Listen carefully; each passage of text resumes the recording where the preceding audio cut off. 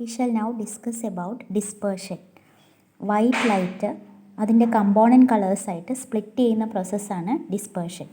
അപ്പോൾ ഒരു beam of sunlight, a beam of white light, when it is passing through a prism, it will split into its component colours. അപ്പോൾ ഇതിൽ ഏറ്റവും കൂടുതൽ bend ചെയ്യുന്നത് violet ആണ്. Violet bends the most. പിന്നെ ഇങ്ങനെ അതിൻ്റെ ഇടയിൽ നമ്മൾ 7 കളേഴ്സ് ആയിട്ട് അത് സ്പ്ലിറ്റ് ചെയ്യുന്നു. അതിൽ ഏറ്റവും ലീസ്റ്റ് ബെൻഡ് ചെയ്യുന്ന കളറ് റെഡാണ്. അപ്പോൾ ഈ കളേഴ്സിൻ്റെ ഫസ്റ്റ് ലെറ്റേഴ്സ് വെച്ചിട്ട് we can form the acronym VIBGYOR. Violet, indigo, blue, green, yellow, orange and red are the components of white light. So violet is bending the most and red bends the least. And the phenomenon of splitting of light into its component colors is known as dispersion. ഇനി എന്തുകൊണ്ടാണ് dispersion നടക്കുന്നത്? ഈ അപ്പോൾ ഇത് it has been a question for many years.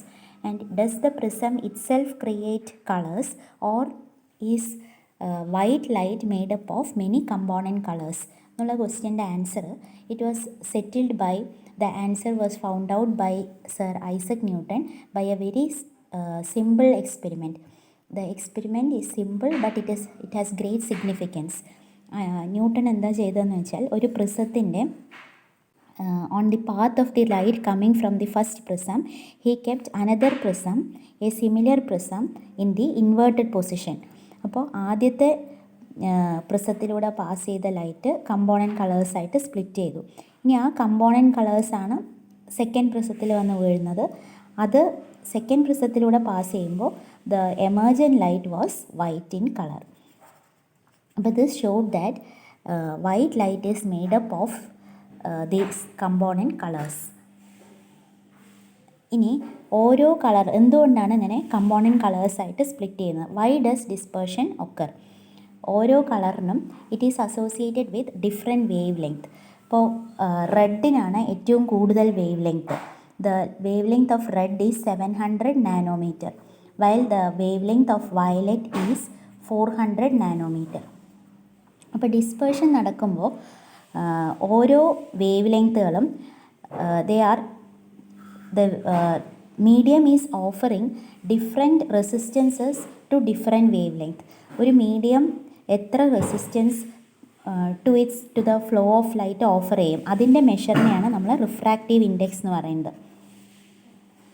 Refractive index എന്ന് പറഞ്ഞാൽ it is a measure of optical density of the medium, or we can say it is a measure of the resistance offered by the medium to the passage of light.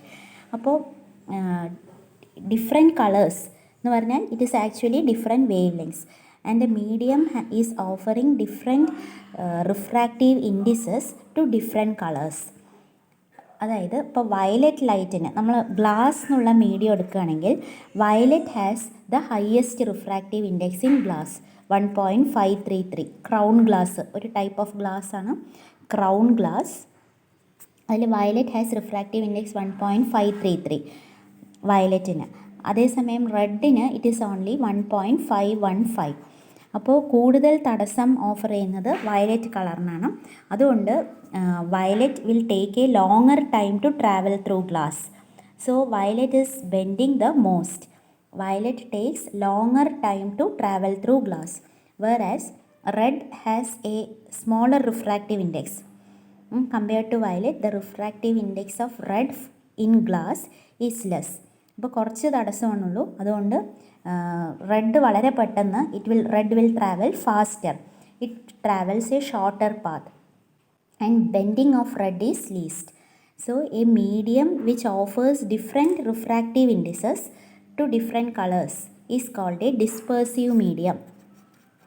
Dispersive medium. ഇനി ഇപ്പോൾ വാക്വത്തിലൂടെ travel ചെയ്യുകയാണെങ്കിൽ എല്ലാ കളേഴ്സും ഒരേ സ്പീഡിലാണ് travel ചെയ്യുന്നത്, ഇല്ലേ? അത് വൈറ്റ് ആയിട്ട് തന്നെയാണ് ട്രാവൽ ചെയ്യുന്നത്.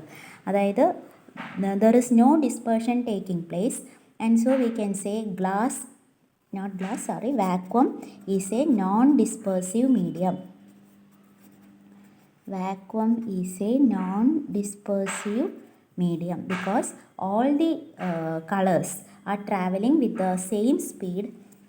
All colors are traveling with the same speed in vacuum, and the speed of light is independent of the wavelength in vacuum.